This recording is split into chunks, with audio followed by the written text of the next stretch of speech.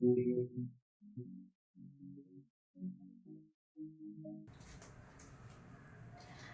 And welcome to lemon studies. आज से हमारी इंजीनियरिंग क्लासेस स्टार्ट होती हैं। आज की वीडियो में मैं बेसिक आपको बताने वाली हूँ। अगर आप न्यू स्टूडेंट हैं इंजीनियरिंग में तो ये बातें आपको पता होनी बहुत ज़रूरी है। अगर आप न्यू नहीं भी हैं, सेकेंड ईयर में हैं, थर्ड ईयर में हैं या फिर फाइनल ईयर में हैं, तो भी आप इस वीडियो को पूरी देखिएगा। इसमें कहीं ना कहीं आपके डाउट क्लियर हो जाएंगे। तो आज की वीडियो में मैं सिलेबस, फर्स्ट ईयर का सिलेबस बताने वाली हूँ। मार्किंग स्कीम कैसे करते हैं ये मैं आपसे डिस्कस करने वाली हूँ। इसके अलावा बैक अगर आ जाए तो हमें क्या करना है, परसेंटेज कैसे निकालते हैं, CGPA SGPA, ये सब आपको आज मैं बताने वाली हूँ। और भी बहुत कुछ है आज की वीडियो में। तो वीडियो स्टार्ट करते हैं। जब आप अपनी इंटरमीडिएट करके इंजीनियरिंग कॉलेज में एडमिशन लेते हैं तो जाते ही आपकी पढ़ाई स्टार्ट नहीं होती है। आपको 3 वीक्स का स्टूडेंट इंडक्शन प्रोग्राम अटेंड करना होता है। एसआईपी की बात करें तो ये बहुत ज़रूरी होता है। एसआईपी में या तो आपको इंट्रोडक्शन करना पड़ेगा अपना किसी सीनियर को, फैकल्टी को, या फिर आपको स्पोर्ट या फ्रेशर पार्टी, इन सब के थ्रू आपको अपने कॉलेज को जानने का मौका मिलेगा।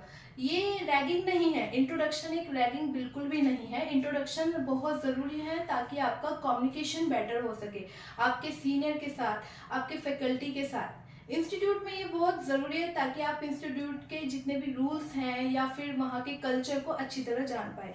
तो SIP 3 वीक आपका स्टार्टिंग में SIP में जाता है। SIP ये एक रूल यूनिवर्सिटी की तरफ से ही आपको और आपके कॉलेज को दिया जाता है। SIP खत्म होने के बाद हमारी पढ़ाई स्टार्ट होती है कॉलेज के अंदर। आपकी टोटल 4 साल की बीटेक होती है। हर साल 2 सेमेस्टर होते हैं। 2 सेमेस्टर के आपको एग्जाम देने होते हैं। सेमेस्टर 1, सेमेस्टर 2 फर्स्ट ईयर में होते हैं। सेकेंड ईयर में आपके सेमेस्टर 3 एंड 4 होते हैं। थर्ड ईयर में आपके 5, 6 और फोर्थ ईयर में आपके 7 और 8 होते हैं। सेमेस्टर 1, 3, 5, 7 इन्हें हम ओड सेमेस्टर बोलते हैं। सेमेस्टर 2, 4, 6 एंड 8 इन्हें हम इवन सेमेस्टर बोलते हैं। फर्स्ट ईयर में आपको सेमेस्टर 1 और सेमेस्टर 2 मिलता है। तो पहले हम सिलेबस के बारे में आपको बता देते हैं। फर्स्ट ईयर का सिलेबस कॉमन होता है for all branches of engineering. ठीक है, ब्रांचेस में हमारी इलेक्ट्रिकल इंजीनियरिंग ब्रांच होती है, कंप्यूटर साइंस इंजीनियरिंग होती है, उसके अलावा mechanical, electronics and telecommunication engineering, ऐसे ही बहुत सारी ब्रांचेस होती हैं। एग्रीकल्चर को छोड़कर, एग्रीकल्चर इंजीनियरिंग और बायोटेक्नोलॉजी को छोड़कर सभी ब्रांचेस में फर्स्ट ईयर का सिलेबस कॉमन ही होता है। तो फर्स्ट ईयर की सिलेबस की बात करें तो सेमेस्टर 1 में हमारे बेसिक साइंस, 2 सब्जेक्ट हमारे बेसिक साइंस के होते हैं, 2 सब्जेक्ट इंजीनियरिंग साइंस के होते हैं और 1 सब्जेक्ट हमारा human science, human and social science का होता है। अब ये क्या चीज़ है, देखिए आपने 11th-12th में आपने फिजिक्स पढ़ी है, मैथ पढ़ी है, केमिस्ट्री पढ़ी है। अगर आप PCM के स्टूडेंट हैं तो फिजिक्स, मैथ और केमिस्ट्री आपने पढ़ी ही होगी। बेसिक साइंस में आपको इंजीनियरिंग फिजिक्स का सब्जेक्ट मिलता है। यहाँ पर आपका 12th का जो फिजिक्स का कंटेंट है वो यहाँ पर रिवाइज किया जाएगा और आपको थोड़ा सा एडवांस लेवल फिजिक्स में यहाँ पर मिलेगा। इसके अलावा अगर आपको सेमेस्टर 1 में फिजिक्स मिल रहा है तो सेमेस्टर 2 में आपको केमिस्ट्री मिलेगा।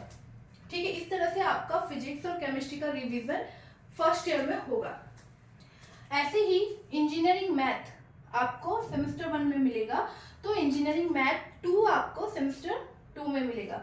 मैथ भी यहाँ पर 11th-12th का एक एडवांस लेवल पे आपको मिलेगा। अभी आपने 11th-12th में रैंक भी पढ़ी है, डिफरेंशियल, इंटीग्रल, ये सब आप 11th-12th में पढ़कर आए हैं, तो उसी का एडवांस लेवल आपको यहाँ के मैथ में दिखेगा। ठीक है, इसीलिए हम इनको बेसिक साइंस बोल रहे हैं, बेसिक साइंस के सब्जेक्ट्स हैं। फिर आता है हमारा ह्यूमैनिटी एंड सोशल साइंस। ये एक एक साइड सब्जेक्ट भी बोलते हैं इसको, लेकिन ये आपको आई एम रियली सॉरी, ये मैंने थोड़ा उल्टा लिख दिया है। ये दोनों हमारे इंजीनियरिंग साइंस के सब्जेक्ट हैं और ये हमारा है HSS। HSS यानी ह्यूमैनिटी एंड सोशल साइंस में इन्वायरमेंटल एंड इकोलॉजी सब्जेक्ट आपको सेमेस्टर 1 में मिलेगा। ठीक है, इन्वायरमेंटल इकोलॉजी ये सब्जेक्ट क्यों पढ़ा रहे हैं हम, इंजीनियरिंग में क्यों पढ़ रहे हैं, क्योंकि अगर आप मैकेनिकल इंजीनियर बनते हैं या किसी भी टाइप के इंजीनियर बनते हैं तो वहां जाकर आप कुछ ना कुछ नेचुरल से चीजें लेंगे और उसका यूज आपके प्रोजेक्ट में आप करने वाले हैं। तो आपको उसकी नेचुरल जो आप चीजें लेने वाले हैं, नेचुरल ऑब्जेक्ट का यूज करने वाले हैं, उसके एडवांटेजेस एंड डिसएडवांटेजेस का पता होना जरूरी है। अगर जैसे फॉर एन एग्जाम्पल फोन बनाने वाले को ये पता होना जरूरी है कि जिस मटेरियल का वो फोन बना रहा है उसका नेचर पर क्या इफेक्ट है, क्या इफेक्ट है, ठीक है, क्या एडवांटेजेस हैं उसकी नेचर पर या क्या डिसएडवांटेजेस हैं। ठीक है, इसीलिए हमें इन्वायरमेंटल एंड इकोलॉजी सब्जेक्ट पढ़ना जरूरी होता है। अगर आपको यहाँ पर इन्वायरमेंटल एंड इकोलॉजी सब्जेक्ट मिल रहा है तो सेमेस्टर 2 में आपको सॉफ्ट स्किल, जिसे हम इंग्लिश बोल रहे हैं, इंग्लिश या फिर प्रोफेशनल कम्युनिकेशन का सब्जेक्ट आपको सेमेस्टर 2 में मिलेगा। इंग्लिश एक बेसिक नीड है, तो यहाँ पर ये सब्जेक्ट आपको स्टार्टिंग में फर्स्ट ईयर में मिलेगा, उसके बाद आपको कभी नहीं मिलने वाला। फिर बात करते हैं हमारे कोर सब्जेक्ट की। इन्हें कोर सब्जेक्ट भी बोलते हैं, इन्हें इंजीनियरिंग सब्जेक्ट भी बोलते हैं। फर्स्ट ईयर में आपको 4 ब्रांचेस के सब्जेक्ट मिलते हैं। जैसे कि अगर आप इलेक्ट्रिकल इंजीनियरिंग के ब्रांच है तो इलेक्ट्रिकल इंजीनियरिंग का बेसिक आपको सेमेस्टर 1 में मिलेगा। इलेक्ट्रॉनिक्स इंजीनियरिंग का बेसिक आपको सेमेस्टर 2 में मिलेगा। Similarly programming for problem solving, जिसे हम C+ लैंग्वेज, यहाँ पे लैंग्वेज आपको इंट्रोड्यूस करवाई जाएगी, कंप्यूटर लैंग्वेज। ठीक है, ये आपको सेमेस्टर 1 में मिलेगा। सेमेस्टर 2 में आपको फंडामेंटल ऑफ मैकेनिकल इंजीनियरिंग मिलेगा। ये हमारे इंजीनियरिंग के सब्जेक्ट है। फर्स्ट ईयर में आपको बेसिक सभी ब्रांचेस का पता चलेगा, उसके बाद सेकेंड ईयर से आपका एग्जैक्टली फोकस रहेगा आपकी ब्रांचेस के सब्जेक्ट पर, इसलिए इनका बेसिक आपको फर्स्ट ईयर में समझा दिया जाता है। ओके, नाउ ये सभी सब्जेक्ट्स हमारे थ्योरेटिकल सब्जेक्ट्स हैं। ठीक है, अब बात करते हैं प्रैक्टिकल सब्जेक्ट की। तो जैसे कि इंजीनियरिंग फिजिक्स आपको सेमेस्टर 1 में मिल रहा है तो उसी की लैब आपको सेमेस्टर 1 में प्रैक्टिकल लैब मिलेगी। देन केमिस्ट्री अगर यहाँ पर है तो केमिस्ट्री की लैब आपको प्रैक्टिकल में मिलेगी। फिर सिमिलरली आपकी इलेक्ट्रिकल इंजीनियरिंग की क्लास सेमेस्टर 1 में है तो उसका प्रैक्टिकल आपको सेमेस्टर 1 में मिलेगा, इंजीनियरिंग इलेक्ट्रिकल लैब के नाम से। अगर आपकी इलेक्ट्रॉनिक्स इंजीनियरिंग की थ्योरी सब्जेक्ट आपको सेमेस्टर 2 में मिल रहा है तो सेमेस्टर 2 में आपको इलेक्ट्रॉनिक्स लैब मिलेगी। C+ हमारा यहाँ सब्जेक्ट है तो C+ आपका लैब होगा, जहाँ पर आप प्रैक्टिकल कंप्यूटर पर प्रैक्टिकल प्रोग्रामिंग कर उसका आउटपुट देख सकते हैं। इंग्लिश लैब आपको, क्योंकि आपका सेमेस्टर 2 में इंग्लिश सब्जेक्ट है तो उसके लिए आपको इंग्लिश लैब भी प्रैक्टिकल में होगी। इसके बाद फोर्थ हमारा प्रैक्टिकल है सेमेस्टर 1 में इंजीनियरिंग ग्राफिक्स एंड डिजाइन। ये बहुत जरूरी है, इसको ना बच्चे इग्नोर करते हैं। ठीक है, फर्स्ट ईयर के स्पेशली बच्चे इसकी वैल्यू नहीं जानते, लेकिन ये एक्चुअल में बहुत अच्छा प्रैक्टिकल है, क्योंकि ये आगे जाके आप जब अपनी इंजीनियरिंग कंप्लीट कर लेंगे, आप कोई प्रोजेक्ट बनाएंगे इंजीनियरिंग में, बीटेक के बाद जो 4th ईयर में होता है ना प्रोजेक्ट, अगर आप वो प्रोजेक्ट बना रहे हैं या फिर आप कहीं जॉब पर जा रहे हैं, वहाँ आपको कुछ प्रोजेक्ट बनाना होता है, तो हमारा सिमुलेशन, एक वर्ड होता है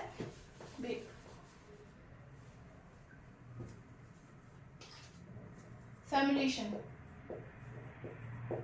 ये एक स्क्रीन होती है, HMI स्क्रीन बोलते हैं इसको।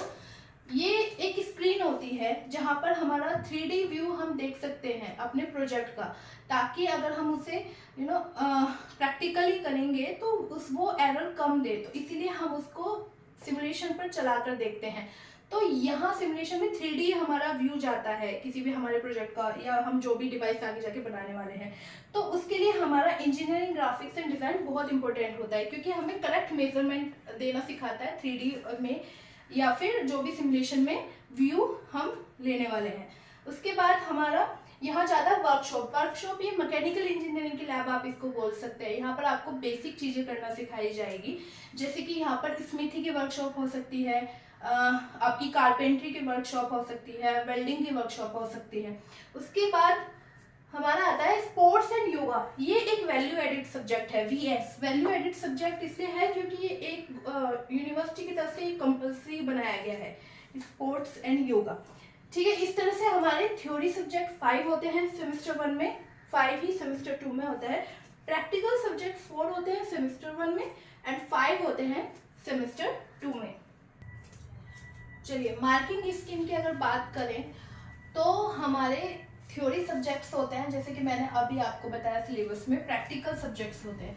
थ्योरी सब्जेक्ट्स और प्रैक्टिकल सब्जेक्ट दोनों हमारे 100 मार्क्स के ईच, 100 मार्क्स के होते हैं ईच सब्जेक्ट। 40 मार्क्स उसमें पासिंग मार्क्स माने जाते हैं। ठीक है, जैसे कि थ्योरी सब्जेक्ट में हमारे इंटरनल एग्जाम होंगे, आपके एक्सटर्नल एग्जाम होंगे। अब ये इंटरनल एक्सटर्नल क्या है? इंटरनल एग्जाम जो आपके कॉलेज के अंदर ही लिए जाते हैं। एक्सटर्नल एग्जाम जब आपका सेमेस्टर एंड होता है उसके बाद आप बाहर एक्सटर्नल एग्जाम देने के लिए जाते हैं, फाइनल एग्जाम देने जाते हैं अपने सेमेस्टर का। तो 2 तरह के एग्जाम होते हैं, इंटरनल और एक्सटर्नल। दोनों के मार्क्स ऐड होते हैं। इंटरनल हमारा 30 मार्क्स का होता है, एक्सटर्नल हमारा 70 मार्क्स का होता है। 30 मार्क्स में से आपको 19 मार्क्स आपको लाने हैं। पासिंग मार्क्स आपके 19 होते हैं इंटरनल के लिए। एक्सटर्नल के लिए 70 में से 21 मार्क्स आपके पासिंग मार्क्स माने जाते हैं। इन दोनों का टोटल करके हमें इस तरह से 40 ऐसे पासिंग मार्क्स आपको चाहिए होते हैं। 40 आपको थ्योरी में पासिंग मार्क्स चाहिए। सिमिलरली प्रैक्टिकल के अंदर भी आपको 40 मार्क्स चाहिए होते हैं। उसमें भी 2 एग्जाम होते हैं, internal exam and external exam. Internal exam को हम टीचर असेसमेंट भी बोलते हैं, एक्सटर्नल एग्जाम को हम रिटन एग्जाम बोलते हैं। ठीक है, दोनों हमारे 50-50 मार्क्स के होते हैं। ये कैसे होते हैं? 30-17 का रेशियो होता है, वहां पर वो 50-50 आपको डिवाइड किए जाते हैं मार्क्स। तो 50 मार्क्स में से इंटरनल में आपको 15 मार्क्स 15 मार्क्स लाना जरूरी होता है पास होने के लिए। एक्सटर्नल में आपको 25 मार्क्स की जरूरत पड़ेगी। दोनों को ऐड करेंगे तो हमारा 40 ही वहां पर भी पासिंग मार्क्स होता है। तो ये हमारा मार्किंग स्कीम है आपके एग्जाम की, इंटरनल और एक्सटर्नल एग्जाम। अगर ये पासिंग मार्क्स आप नहीं अचीव कर पाते हैं तो फेल हो जाएंगे। लेकिन इसके उस फेल को हम इंजीनियरिंग में बैक बोलते हैं, कॉलेज में हम उनको बैक बोलते हैं। अगर आप 1 या 2 सब्जेक्ट में फेल हो जाते हैं तो उसे आप बोलेंगे कि आपकी बैक आ गई है। तो बैक के बारे में भी मैं एक बार आपको बता देती हूँ। बैक, अगर आप 1 या 2 सब्जेक्ट में फेल हो जाते हैं तो उसे हम बोलेंगे कि आपको बैक आ गई है। बैक क्यों? क्योंकि यूनिवर्सिटी की तरफ से आपको ATKT टर्म दिया जाता है। अब ये ATKT क्या है? कट।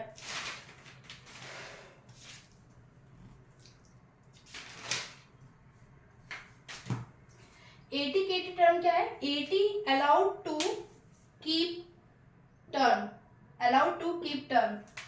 इसका मतलब होता है कि अगर आपकी 1 या फिर 2 में बैक आ जाती है, फेल हो जाते हैं आप उस सब्जेक्ट में, तो आप एलिजिबल हैं नेक्स्ट सेमेस्टर में जाने के लिए, बट आपको इसका एग्जाम देना पड़ेगा।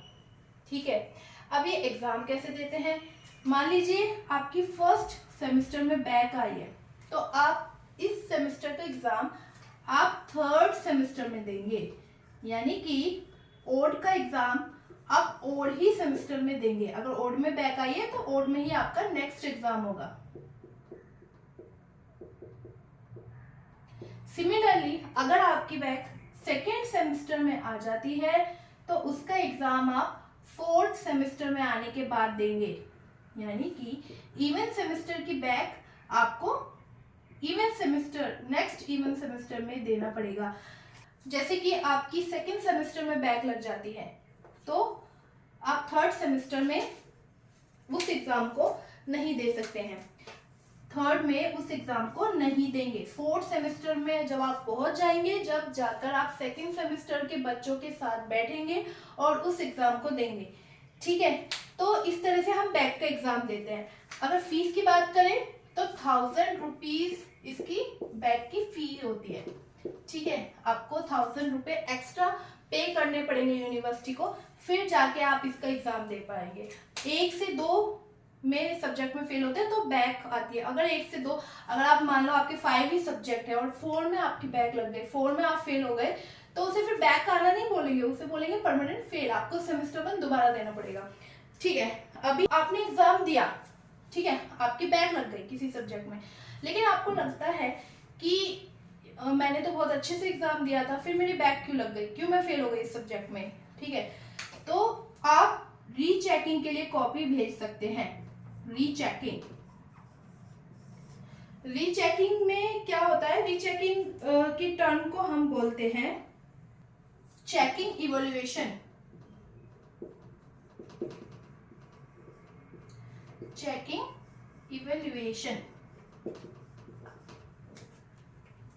ठीक है, आपने चेकिंग इवैल्यूएशन के लिए कॉपी को भेज दिया तो 2 रिजल्ट आएंगे, या तो आपको हो सकता है कि आपको रीचेकिंग के बाद आप पास हो जाए, या फिर आप उसमें रीचेकिंग में भी फेल हो जाए। अगर फेल हो जाते हैं तो बैक मानी जाएगी और फिर से जो मैंने अभी प्रोसेस बताया वो उस प्रोसेस से आपको एग्जाम देना होगा। ठीक है, चेकिंग इवैल्यूएशन में आपकी फीस जाती है 2500, क्यों, इसीलिए क्योंकि इसकी फीस इससे ज्यादा होती है। तो अगर आप श्योर हैं कि आपका सब्जेक्ट में आपने नहीं किया है अच्छा, सॉरी आपने अच्छा किया है लेकिन आपको रिजल्ट अच्छा नहीं मिला है, तो ही आप रीचेकिंग के लिए कॉपी भेजेगा। ठीक है, इसके बाद अगर बात करें अटेम्प्ट की, अगर आपकी बैक लग जाती है तो हम कितनी बार उसको एग्जाम को दे सकते हैं। एक मान लो एक सब्जेक्ट में आपको बैक लग गई है तो उसके लिए आपको 3 से 4 अटेम्प्ट मिलते हैं। ठीक है, इसका कोई यूज नहीं है, नॉर्मल सी चीज है। आपको फर्स्ट सेमेस्टर में बैक लगी है, ठीक है, आपने ऑलरेडी उसका एग्जाम थर्ड सेमेस्टर में जाकर दिया, क्योंकि सेकंड में आप नहीं दे सकते, ओड का ओड में देते हैं, इवन का इवन में देते हैं। ठीक है, उसमें भी आप फेल हो गए, फिर आपको उसका एग्जाम आपने 5th सेमेस्टर में दिया, तो इस तरह से आप ऑलरेडी 3rd ईयर तक तो पहुंच गए लेकिन आपकी बैक ही क्लियर नहीं है। और 3 से 4 अटेम्प्ट क्लियर करने के बाद भी, अगर मतलब 3 से 4 अटेम्प्ट करने के बाद भी अगर आपका सब्जेक्ट क्लियर नहीं होता है, क्लियर नहीं होता है, तो आप वापस से सेमेस्टर 1 में आ जाएंगे। 3rd ईयर में अगर आप पहुंच गए तो अभी आप वापस से सेमेस्टर 1 में आ जाते हैं, यानी कि आप फेल माने जाते हैं। और अगर ये 3 से 4 अटेम्प्ट में अगर क्लियर हो जाता है तो आप पास माने जाते हैं। अब बात करते हैं कि बैक का असर आपको रिजल्ट में देखने को मिलता है या नहीं मिलता है। तो रिजल्ट पे क्या इफेक्ट पड़ता है, ठीक है, बैक का, बैक वालों का रिजल्ट पे क्या इफेक्ट पड़ता है। देखो, 2 चीज हमें फाइनल के बाद मिलती है, एक मिलता है हमारे रिजल्ट टोटल सेमेस्टर का, और एक आती है हमारी डिग्री। ठीक है, ये 2 चीज हमें आफ्टर कंप्लीशन ऑफ बीटेक हमें ये 2 चीज रिसीव होती है। क्या क्या, एक तो डिग्री और रिजल्ट। तो डिग्री की बात करें तो नहीं, डिग्री में आपको बैक का रिजल्ट नहीं दिखता है, आपको नहीं पता चलता है आपकी डिग्री में कि आपकी बैक है या नहीं। लेकिन रिजल्ट की बात करें तो यस, रिजल्ट में आपको देखने को मिलेगा। रिजल्ट में आपका सब्जेक्ट होगा, फॉर एन एग्जाम्पल आपके मैथ 1 में बैक लगी है, इसका हर सब्जेक्ट का एक पर्टिकुलर कोड भी होता है। ठीक है, मैथ 1 में आपकी बैक लग गई, इसका कोड लिखा होगा यहाँ पर कुछ तो, ठीक है, तो आपका स्टार यहाँ पर ऐसे गिवन होगा। 1 स्टार है मीन्स आपको आपके सब्जेक्ट में बैक लगी है और आपने उसको एक बार में क्लियर किया है। लेकिन अगर 2 स्टार है इसका मतलब आपने 2 बार उस एग्जाम को दिया है। 3 स्टार है यानी कि 3 बार एग्जाम दिया है। तो ये आपको रिजल्ट में देखने को मिलता है जिनकी बैक लगती है। ठीक है, डिग्री पे कोई इफेक्ट नहीं पड़ता है।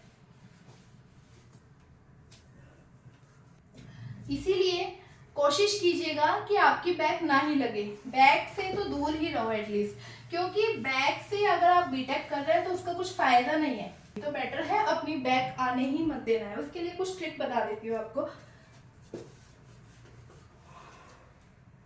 बैक से बचने के लिए, ठीक है, सबसे पहले तो अपनी अटेंडेंस फुल रखें। ठीक है, बंक नहीं मारना है कॉलेज में। 75% आपकी अटेंडेंस होनी चाहिए, क्योंकि आप सुबह 9 बजे से लेकर के 5 से 6 बजे तक आप कॉलेज में रहते हैं। तो इतना टाइम आपका ऑलरेडी कॉलेज में जा रहा है, घर पे आपको लिमिटेड टाइम बच रहा है, तो इस टाइम को एटलीस्ट वेस्ट मत कीजिए। 75% अटेंडेंस लेने के बाद आपका हाफ से ज्यादा सिलेबस कॉलेज में ही कवर होता है, तो बैक आने के चांसेस घट जाते हैं। ठीक है। दूसरा,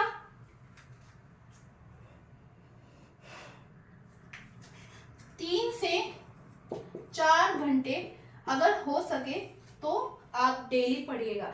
देखिए 1 से 2 घंटे हर स्कूल के बच्चे को बोला जाता है कि 1 से 2 घंटे डेली पढ़ो। ठीक है, आप कॉलेज में हो, इंजीनियरिंग कर रहे हो, डेफिनेटली इजी तो नहीं है, थोड़ा तो टफ है एटलीस्ट इंजीनियरिंग, तो उस लेवल की अगर आप पढ़ाई कर रहे हैं तो 3 से 4 घंटे आप डेली, अगर आपको ढंग से पास होना है, आपको प्रॉपर तरीके से इंजीनियरिंग करनी है, किसी पर्पज से इंजीनियरिंग करनी है, तो 3 से 4 घंटे दीजिए। ठीक है। आपके सीनियर अगर आपको बोलते हैं कि सीनियर की बात माननी चाहिए, लेकिन ये बात कभी नहीं मानना है कि एग्जाम से 1 रात पहले पढ़ो तो भी पास हो जाओगे। आपको पास नहीं होना, आपको इंजीनियरिंग करनी है और उसका रिजल्ट आपको आगे जाके जॉब में अप्लाई करना है। ठीक है, उसके लिए आपको 3 से 4 घंटे डेली देने होंगे। 3 घंटे तो एटलीस्ट आप निकाल ही सकते हैं, है ना। 3 घंटे तो आप दे सकते हैं, 2.5 घंटे तो दीजिए कम से कम। ठीक है। इसके अलावा देखिए, आपकी सीजीपीए के बारे में बात करूंगी। सीजीपीए 7 to 8, मतलब 70 से 80% के बीच में आपका फाइनल रिजल्ट आना ही चाहिए, तो आपने प्रॉपर इंजीनियर, तो इसका मतलब 70 to 80% अगर आपकी सीजीपीए आ रही है ना, परसेंटेज आ रही है ना, तो इसका मतलब आप 50% इंजीनियरिंग थ्योरेटिकल, सिर्फ थ्योरेटिकल जान चुके हैं, उससे बहुत वाइड है इंजीनियरिंग। आगे जाकर जॉब में थ्योरेटिकल में से कुछ पोर्शन ही, इतनी परसेंटेज लाने के बाद ही कुछ पोर्शन आपका अप्लाई होता है आगे की जो आप जॉब करेंगे वहां पर, तो बेटर है एटलीस्ट यहाँ से तो कवर कीजिए, कम से कम 30% 40% जो भी आप आगे जाकर अप्लाई करने वाले हैं, तो उसको तो एटलीस्ट इंजीनियरिंग से ले लीजिए। ठीक है। उसके बाद एक ट्रिक मैं बताती हूँ। ठीक है, शायद आपको कोई ना बताए, यूट्यूब चैनल के अंदर तो आपको कहीं ये ट्रिक नहीं मिलने वाली, कहीं भी नहीं मिले, कोई टीचर शायद आपको ना बताए। देखिए, आपकी एक्सटर्नल की जो शीट होती है वो रेक्टेंगल शेप की होती है। अगर आपका क्वेश्चन 7 मार्क्स का है, तो आपका यहाँ तक, अगर आप यहाँ से स्टार्टिंग से लेकर के पूरी लाइन में ऐसे लिख रहे हैं, यहाँ पर एंड कर रहे हैं, तो आपका 7 मार्क्स क्वेश्चन का जो लेंथ है वो यहीं पर एंड हो जाएगी। ठीक है। एग्जामिनर क्या करेगा कि अच्छा 7 मार्क्स का क्वेश्चन है, एक ही पेज भरा है, चेक एंड 2 मार्क्स, नहीं, तो आपको यहाँ से मार्क्स खींचने के लिए ट्रिक बताती हूँ कि आपको यहाँ पर, अगर आपकी रेक्टेंगल शीट आपको आंसर शीट में मिल रही है, तो मार्जिन लाइन आपको ड्रॉ करनी है, 2 खींच लीजिए, थोड़ा और बढ़ जाएगा, ये आपका मार्जिन हो गया।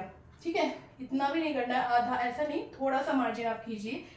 ठीक है, इतना मार्जिन लाइन आपको हर पेज पे ड्रॉ, जाते ही ड्रॉ कर देनी है, मुश्किल से 2 मिनट का टाइम नहीं लेगी। ठीक है, मार्जिन लाइन ड्रॉ करने के बाद एक तो आपको यहाँ पर रफ एरिया मिल जाएगा, दूसरा जब आप अब इस 7 मार्क्स के क्वेश्चन को सॉल्व करेंगे तो आधा पेज आप यहाँ लिखेंगे, आधा आप नेक्स्ट पेज पर लिखेंगे, तो इससे क्या होगा, 2 मार्क्स का क्वेश्चन आपको इस पेज के लिए मिला और नेक्स्ट पेज के लिए 2 मार्क्स का मिला, 2, यानी टोटल 4 मार्क्स मिले आपको, तो कितने बढ़ गए, डबल बढ़ गए।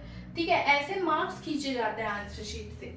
ठीक है, ओके, तो मैंने आपको ट्रिक बता दी है, ये तो 75% अटेंडेंस लेनी ही लेनी है, प्रॉपर तरह से इंजीनियरिंग कीजिए। ठीक है, उसके अलावा 3 to 4 आवर्स डेली रिजल्ट के लिए। अब बात करते हैं, रिजल्ट अच्छा आ गया आपका, ठीक है, बहुत अच्छा रिजल्ट आपको आ गया मेरी ट्रिक से, तो रिजल्ट के बाद क्या करना है, फर्स्ट ईयर का रिजल्ट निकलेगा, ठीक है, सेकेंड ईयर का, थर्ड ईयर का, फोर्थ ईयर का, तो फर्स्ट ईयर में सेमेस्टर 1 और सेमेस्टर 2, इस तरह से दोनों सेमेस्टर का रिजल्ट आपको देखने को मिलेगा, इनमें कोई एडिशन, कोई एवरेज नहीं होता है। ठीक है, लेकिन हम इस फर्स्ट, जब आपको फाइनल ईयर के बाद, जब आपका फाइनल ईयर हो जाएगी, तो आपको इंडिविजुअल रिजल्ट भी दिया जाएगा। फर्स्ट ईयर का आपको टोटल एसजीपीए निकाल कर देंगे। अब ये एसजीपीए क्या है, सेमेस्टर ग्रेड पर average, point average, sorry, semester grade point average.